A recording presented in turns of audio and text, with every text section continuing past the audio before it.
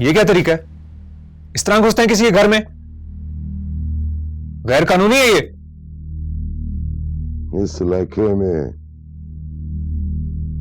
सिर्फ मालिकन का कानून चलता है।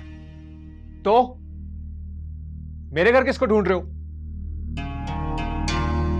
तुम्हारा वो दोस्त किधर है? अदील होगा अपने घर में। अभी थोड़ी देर पहले तो वो इधर ही था।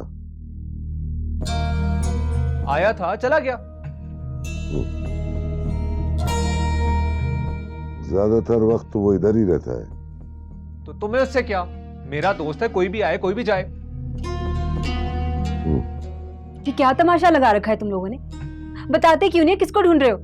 हम आपसे माफी चाहते हैं, हमको गलत खबर मिली थी। वाह वाह, क्या बात है, हमारे घर में घुस के हमारी बेइज्जती कर दी और अब कह रहे हैं कि गलत खबर है। वो देखो बीबी, यह तो अच्छा हुआ कि खबर गलत है, वरना ये तुम जितना टक टक कर रहे हैं ना, कुछ बोलने के काबिल भी नहीं था तुम फिर।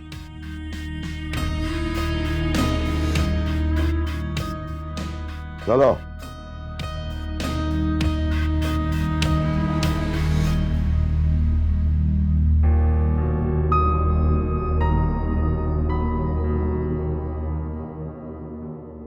मैंने कहा था ना, दरिया में रह के मगरमच्छ से बैर नहीं करते।